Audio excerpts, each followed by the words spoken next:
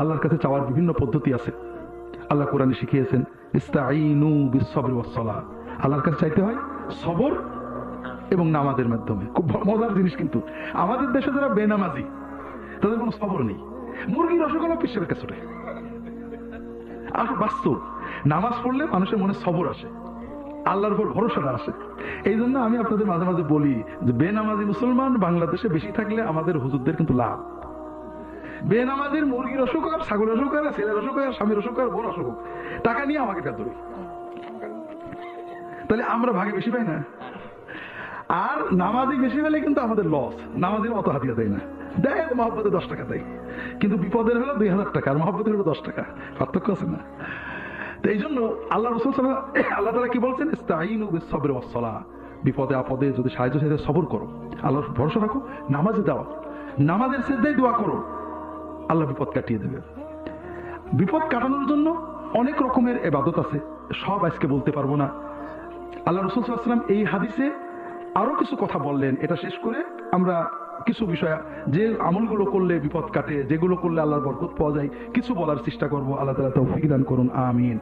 রাসূল কি বলছেন, ওয়ালাম আন্নাল উম্মাতা লাউ ইজতামাআত আলা আইয়ানফাউকা বিশাইইন লাম ইয়ানফাউকা ইল্লা বিশাইইন ক্বাদ কাতাবাহু আল্লাহু লাক।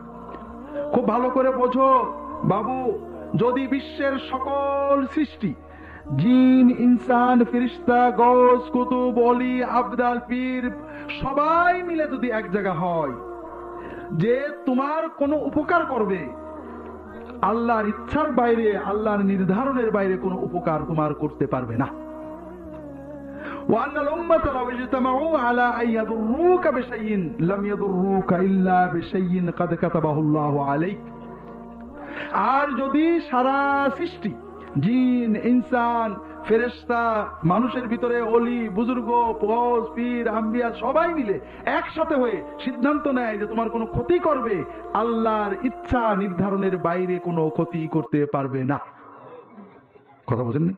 এটা মনের ভিতরে জোর রাখতে হবে। আর এটা হলো আমাদের বাঁচার পথ, আমাদের দাঁড়িয়ে থাকার পথ। এটা ভুল হলেই শিরকে চলে যাবে।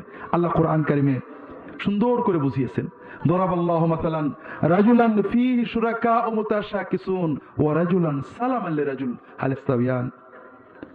দুজন মানুষ, একজন মানুষের একজন চাকরের অনেকগুলো মালিক, বাজারের 50 জন চায়ের দোকানদার একজন চাকর রেখেছে। একজন চাকরের 50 জন মালিক আর একজন চাকরের একটা মালিক। দুইজন কি সমান? ভালো অবস্থাকার। এক চাকর এক মালিককে কষ্ট হলেও খুশি করতে পারে, আর মালিক যদি 50 জন হয়, জীবন শেষ করলেও সবাই রাগ করবে। এই তোর কখন না বলি চা দিয়ে যা, বলো অমুক তাকে ছাড় ডাকছিল, অমুক ছাড় ডাকলে আমি ছাড় না। হ্যাঁ, ঠিক আছে না? যারা ইমানদার তাদের মালিক একমাত্র কে? সে জানে আমার ভালো মন্দ কার হাতে। আমি ছুটি, আমি চাষ করি, ব্যবসা করি, মন্ত্রীর কাছে, এমপির কাছে, চাকরির জন্য ছুটি, কাম করি, আল্লাহর হুকুম করি, কিন্তু ভালো মন্দর মালিককে? যে আল্লাহ আমাকে আমার চেয়েও ভালোবাসেন, মায়ের চেয়েও ভালোবাসেন, আমার ভালো মন্দ আমার চেয়ে বেশি বোঝেন, ঠিক না? কাজে মুমিনের মনে কোনো টেনশন থাকে না। আর যে মুশরিক, তার মনে শুধু টেনশন, কোথায় যাব, কোথায় যাব, কোন দরগায়, কোন মাজারে, ওই গাছের পানি, ওই পুকুরের জল, ওই কুমিরের গায়ের ময়লা, ওই শোল মাছের গায়ের ময়লা, ওই কচ্ছপের ঝুটো, এই জন্য সারাদিন ছুটে বেড়ায়। কথা বোঝেন? কোনো শান্তি নেই। কোথায় গেলে কে বদদোয়া করলো আর কোথায় গেল দোয়া পেলো, এই জন্য ও পাগল, ও মানুষের চেয়েও খারাপ, ও পশুর চেয়েও খারাপ, ও নত জানো, ওর মনটা সবসময় অস্থির। কথা বুঝতে পারেন তো ভাইরা? কাজে সত্যিকারের মানুষ হতে গেলে, সত্যিকারের সফলতা পেতে গেলে আমাদেরকে অন্তর দিয়ে বিশ্বাস করতে হবে যে ভালো মন্দর মালিক একমাত্র কে? আল্লাহ না দিলে কেউ দিতে পারে না, আল্লাহ দিলে কেউ ঠেকাতে পারে না। কথা কি বুঝতে পেরেছেন তো ভাইরা? এই যে আল্লাহর রহমত বরকত পাওয়ার জন্য প্রথম কাজ হলো ইমানটাকে মজবুত করা, দ্বিতীয় হলো কিছু কাজ করে আল্লাহর রহমতের জন্য চেষ্টা করা, ঠিক না? এই দুটো বিষয় খুব সংক্ষেপে আপনাদের কিছু বলার চেষ্টা করবো ইনশাআল্লাহ। আল্লাহ তাআলা তৌফিক দান করুন, আমিন। এই ইমানকে মজবুত করতে হবে। ইমান খুব সহজ। ইমানের আরেকটা জিনিস বাদ রয়ে গেছে। এই যে ইমান আমরা রাখবো, রাখতে গেলে একটা মডেল লাগে। এই জন্য আল্লাহ ইমানটা দুটো বাক্য দিয়েছেন, লা ইলাহা ইল্লাল্লাহু মুহাম্মাদুর রাসূলুল্লাহ। কথা বুঝেননি? লা ইলাহা ইল্লাল্লাহু মানে কি? আল্লাহ ছাড়া কোনো মাবুদ নেই। আর মুহাম্মদুর রাসূলুল্লাহ মানে মুহাম্মদ সাল্লাল্লাহু আলাইহি ওয়াসাল্লাম ছাড়া কোনো মুর্শিদ নেই। একটু ব্যাখ্যাটা বোঝার চেষ্টা করি। লা ইলাহা ইল্লাল্লাহ মানে কি? আল্লাহ ছাড়া কোনো, আর মুহাম্মদুর রাসূলুল্লাহ মানে মুহাম্মদ সাল্লাল্লাহু আলাইহি ওয়াসাল্লাম ছাড়া কোনো মুর্শিদ নেই। তার মানে কি? আমরা ইবাদত করবো একমাত্র কার? আল্লাহ। ইবাদত মানেটা কি ভাই? এই যে টুপি পরবো, জিকির করব, দাড়ি রাখবো, নামাজ পড়বো, জুব্বা পরবো, তাসবিহ তাহলিল করবো, কোরআন তেলাওয়াত করবো, এই যে কাজগুলো করি এটা সওয়াব কে দেবে বলে আশা করি? এর মানে আমরা ইবাদত করছি কার? আল্লাহ। এখন প্রশ্ন হলো, কোন কায়দায়, কোন তরিকায় দাড়িটা রাখলে, টুপিটা পড়লে, পাগড়ি পড়লে, জিকির করলে, তাসবিহ করলে, জানাজা পড়লে, কোরআন তেলাওয়াত করলে, দরুদ পড়লে, কোন তরিকায় কামটা করলে আল্লাহ নেবে, সওয়াবটা দেবে? এই তরিকা, কায়দাটা আল্লাহ কাকে শেখাইছিলেন? তাহলে এই তরিকাটা কার কাছ থেকে নেবো ভাই? হ্যাঁ, তাহলে মাহবুদ একমাত্র কে, আর মুর্শিদ একমাত্র কে, ইবাদত একমাত্র কার, তরিকাটা একমাত্র কার? রাসূল সাল্লাল্লাহু আলাইহি ওয়াসাল্লাম। এইটা না হলে ঈমান রাখা যায় না। কারণ এটা মডেল তো রাখবে। আমরা সবসময় একটা ভুল করি ভাইরা, কোনো বিষয়ে ঝগড়া হলেই বলি আরে এত মানুষ করে, অমুক হুজুর করে, এরকম বলেন নাকি? না, মানুষ করে এটা ভালো, কিন্তু মানুষের কর্মকে নবীজির তরিকার বিরুদ্ধে লাগানো যায় না। আমরা যদি সন্দেহ থাকে, কেউ এসে বললে মানতে হবে জরুরি না। আমাদের সবারই কথা আমরা নবীর সুন্নত মতো চলবো। একজন এসে বলে এই দেখো হাদিসে এইটা আছে, তুমি যেটা করো ঠিক না, আমি তার পিছে পিছে দৌড়াবো, জরুরি না। কিন্তু আমি বলবো যে ভাই আমি হাদিস মতো চলতে চাই, আমি হাদিস খোঁজনি, যদি আমি হাদিস পাই আমি হাদিস মতো চলবো। কথা বুঝতে পেরেছেন? যখন রাসূলুল্লাহ সাল্লাল্লাহু আলাইহি ওয়াসাল্লামের তরিকায় আল্লাহর ইবাদত আমরা করার চেতনাই সুদৃঢ় হব, আমাদের বাকি কাজ সহজ হয়ে যাবে। ঈমানকে মজবুত করার জন্য আল্লাহর কয়েকটা ইবাদত, ছোট ছোট ইবাদত আপনাদের বলবো, খুব দরকার। এতে ঈমানও মজবুত হবে, দুনিয়ার বরকত পাওয়া যাবে। তার এক নম্বর হলো নামাজ। এক নম্বর কি? নামাজ। আমাদের দেশে আমরা কঠিন করেছি, আগেই বলেছি, আমরা টুপির যত গুরুত্ব দিই নামাজের তত গুরুত্ব দিই না। আসল কিন্তু তা না। নামাজ টুপি থাকলে টুপি মাথায় দিয়ে, না থাকলে খালি মাথায়, না থাকলে খালি গায়ে, না থাকলে ন্যাংটো হয়ে। নামাজ কিন্তু ন্যাংটো পড়তে হবে। নামাজ মানে কি? আল্লাহর দরবারে বান্দা হাজিরা দেবে, যতটুকু পারে ততটুকু দেবে, এটাই সালানা সওয়াব পেয়ে যাবে। আর টুপি থাকলে টুপি মাথায় দিয়ে, টুপি থাকলে টুপি খুললে দোষ হয়, টুপি নেই টুপি ছাড়া পড়লে আপনি পুরো সওয়াব পেয়ে যাবেন। জামা নেই খালি গায়ে, কাপড় নেই ন্যাংটো হয়ে, ওযু নেই তায়াম্মুম করে, সূরা কেরাত জানেন না, শুধু চুপ করে দাঁড়িয়ে থেকে অথবা সুবহানাল্লাহ পড়ে নামাজ পড়বেন, এতেই 16 আনা সওয়াব পেয়ে যাবেন। কাজেই নামাজ আমার খাওয়ার মতো। অনেকে বলে হুজুর টুপি নেই, হুজুর সূরা কেরাত জানি না, নামাজ পড়ি না, আছে নাকি এরকম? কিন্তু কেউ কি বলে হুজুর খাওয়া দাওয়া পরে 1 মাস খাইনে, কারণ বউ শুধু আলু ভর্তা ভাত রাঁধে, আমি ইলিশ মাছ পাইনি বলে আর খাইনে, আছে নাকি এরকম? হ্যাঁ, এই তো। কারণ আমরা জানি খাবার খেতে হবে, ভালো হলে ভালো, নইলে যা পাওয়া যায় খেতে হবে, নইলে কি হবে? দেহটা মরে যাবে। নামাজ আমাদের আত্মার খোরাক। নামাজ যে কোনো ভাবে পড়তে হবে, ওযু থাকলে ওযু সহ, নইলে ওযু ছাড়া তায়াম্মুম করে, দাঁড়াতে পারলে দাঁড়িয়ে, নইলে বসে, নইলে শুয়ে, কেবলামুখী হতে পারলে কেবলামুখী হয়ে, নইলে উত্তর দক্ষিণ পূব পশ্চিম যেদিকে পারছি মুখ করে, দাঁড়াতে পারলে দাঁড়িয়ে, নইলে হাঁটতে হাঁটতে, দৌড়াতে দৌড়াতে, ঘোড়ার পিঠে বসে, পায়ে হাঁটতে হাঁটতে। নামাজ আমাকে সময় মতো পড়তেই হবে। কথা বুঝতে পারেন? আমি সাধ্যের ভিতরে যতটুকু করেছি ওটাতেই আল্লাহ তাআলা আমার পুরো সওয়াব দিয়ে দেবেন। নামাজ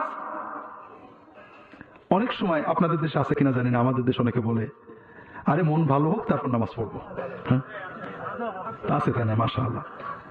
তো ঠিক আছে, কেউ যদি বলে আগে সুস্থ হই তারপর খাওয়া দাওয়া করবো, আগে সুস্থ হয়ে যায় তারপর খাওয়া দাওয়া করবো, হ্যাঁ, খুব ভালো করে বোঝেন। যে ব্যক্তি বলে মন ভালো হলে নামাজ পড়বো, ওই ব্যক্তির দুটো সমস্যা আছে। একটা হলো যে নিজের ভালো বোঝে নাও, নামাজটা কি হুজুরদের জন্য না ওর নিজের জন্য? ও নিজে নামাজ পড়লে নিজে ফায়দা পাবে, নিজের উপকার হবে, নিজের কষ্ট চলে যাবে, নিজের বিপদ কেটে যাবে, কিন্তু ও বোকা বোঝে না। যেমন কারোর অসুখ হলে খাইতে চায় না, যাই খাই বমি আসে, বুঝেছেন? ওর অসুখ হয়ে গেছে। 2 নম্বর, অনেকে বলে যে নামাজের মতো নামাজ জীবনে একবার পড়লেও হয়। আপনাদের দিকে আছে নাকি? হ্যাঁ, এই মুসলমান না কাফের? আবু জেহেলের মতো তার চেয়ে বড় কাফের। কারণ সে, আমাদের গোলমালটা এক জায়গায় ভাই, এই জায়গাটা ধরেন, নবীজিকে মডেল ধরেন, আর কিছু ঝামেলা থাকবে না। রাসূলুল্লাহ সাল্লাল্লাহু আলাইহি ওয়াসাল্লাম কি নামাজের মতো নামাজ পড়তেন না আলতো ফালতো নামাজ পড়তেন? সেই নামাজের মতো নামাজ কোন আজীবনে পড়া লাগছিল না একবার পড়লে হয়েছিল? কেউ যদি মনে করে আমি নবীর চেয়েও বড়, আমার একবার পড়লেই হয়, সেখানে মুসলমান থাকে। কাজে আমাদের কোনো ঝগড়া লাগবে না। তুমি যে বললে নামাজের মতো নামাজ একবার পড়লে হয়, মোহাম্মদ সাল্লাল্লাহু আলাইহি ওয়াসাল্লাম নামাজের মতো নামাজ পড়তেন না আলতে পালতে পড়তেন? ওনার কি একবার পড়লে হয়েছিল না আজীবন পড়া হয়েছিল?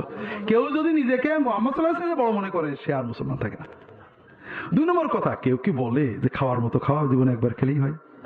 হ্যাঁ বলেন, তা বলবেন না। 3 নম্বর কথা, অনেকে হয়তো বলে যে একই এসে গেলে আর নামাজ লাগে না, মারেফত হয়ে গেলে নামাজ লাগে না। প্রথম কথা হলো, মারেফত কিন্তু কোরআনে বলেছে আবু জেহেলের ছিল। বোঝেন তো কথা?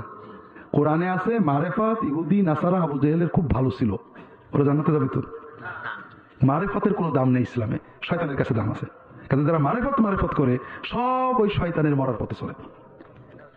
মারেফত আল্লাহ কোরআনে অনেক জায়গায় বলেছে, আমার হাদিসের নামে জালিয়াতি বইয়ে পাবেন, বিশেষ করে আবু হানিফা রাহমাতুল্লাহ আলাইহির আল ফিকুল আকবারে পাবেন। মারেফত শয়তানের কম না, সবচেয়ে বড় মারেফত শয়তানের। ও জান্নাত দেখেছে, জাহান্নাম দেখেছে, হাক্কুল ইয়াকিন আছে ওর, ঠিক না? হ্যাঁ, তো জান্নাতে যাবে তো। হ্যাঁ। 2 নম্বর কথা হলো, যদি মারেফত আসলে নামাজ না লাগে, নবীজির কাছে যাই। নবীজির কি মারেফত ছিল? সেই মারেফত, সেই ইয়াকিন নবুয়তের শুরু থেকে ছিল না? নবুয়ত পাওয়ার পরে আর কোন মারেফত বাকি থাকে? মারেফত পাওয়ার পরে নবীজি কি নামাজ পড়ছিলেন? একদিন 2 দিন না, আজীবনই। কেউ যদি মনে করে আমার মারেফত নবীর চেয়েও বেশি, তাহলে ইমান থাকলো?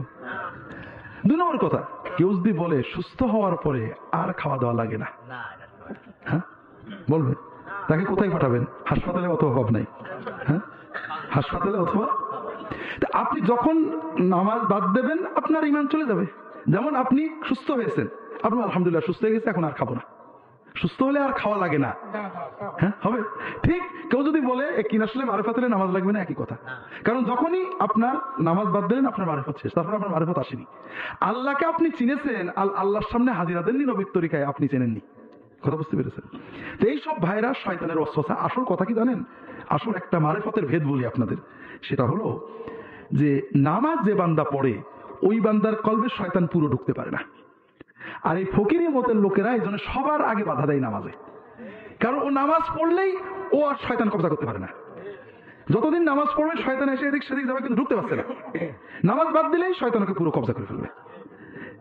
কথা বুঝতে পেরেছেন? একজন বলল যে আমার হুজুরের মুরিদ হলে নামাজ লাগে না। আছে নাকি আপনাদের দেশে এরকম? হ্যাঁ, নেই? আর খুব ভালো করে বুঝি, আপনি প্রতিদিন মায়ের কাছে যে মা বৃদ্ধ হয়েছে, আপনি বৃদ্ধ, প্রতিদিন 10-15 মিনিট মার কাছে যে একটু কথা বলেন, দোকান থেকে এসে বা অফিস থেকে এসে বা দোকানে যাওয়ার সময়, আম্মা কেমন আছো, আজ কি খাবা, শরীর ভালো আছে তো, প্রত্যেকদিন একই কথা। আপনার বড় ভাই বলল যে তুই প্রতিদিন মায়ের কাছে যে আধা ঘন্টা সময় নষ্ট করিস কেন? তুই আমার সাথে থাক, মার কাছে যদি তোর কোনো প্রয়োজন থাকে আমি আদায় করে দেবো, মার কাছে যে সময় নষ্ট করিস না। ভাইয়ের বুদ্ধিটা কেমন লাগলো আপনাদের? মায়ের কাছে গল্প করা কি সময় নষ্ট না সময় কাজে লাগানো? মা বেশি প্রিয় না আল্লাহ বেশি প্রিয়? তাহলে যদি কেউ বলে তুই প্রতিদিন আল্লাহর কাছে 10 মিনিট করে বসে থেকে কি করিস, তুই আমার কাছে থাক, তোর যা লাগে আল্লাহর কাছে এনে দেবো, হ্যাঁ হয় না। এরপরে শোনেন, আপনার এলাকার এমপি আপনার খুব মহব্বত করে, ছোটবেলার বন্ধু অথবা আপনার বাপের বন্ধু, বলে যে মনি আমি যখন বাড়ি থাকবো তুই আসবি, চাটা খাবি। আপনি যান, প্রতিদিনই যে চা খান, গল্প করেন, আর কিছু না, এই গল্প করে চলে আসুন। আপনার দলের একজন আপনাকে বললো যে তুই প্রতিদিন এমপির কাছে যে এত সময় নষ্ট করিস কে, তুই আমার গ্রুপে থাক, তোর যখন যেটা লাগে আমি এমপির কাছে এনে দেবো। বুদ্ধিটা কেমন লাগলো? হ্যাঁ, আপনি কিন্তু কোনো প্রয়োজনে যান না, মহব্বতেই যান। কিন্তু মহব্বত যেহেতু আসছে, দরকার হলে একটা জিনিস চাইতে পারবেন, ঠিক না? যাওয়া আসা যখন বন্ধ হয়ে গেল তখন মহব্বত কেটে গেল। এখন ও কি করবে, যখন আপনার কিছু লাগবে, বলবে 3000 টাকা লাগবে, 5000 লাগবে, এমপি বলে আবার 10 লাগবে, ঠিক না? ও আপনার মাথায় কাঁঠাল ভেঙে খাবে, বুঝলেন না?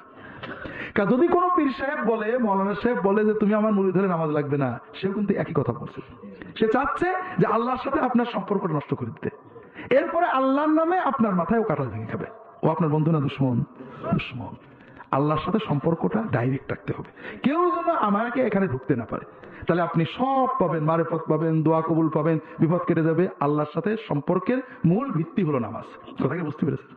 এখানে আরেকটা কথা বলবো, বৃদ্ধদের না, কারণ বৃদ্ধদের আর এখন সময় তেমন নেই, চেষ্টা করলে হবে সহজ, বিশেষ করে জোয়ানদের।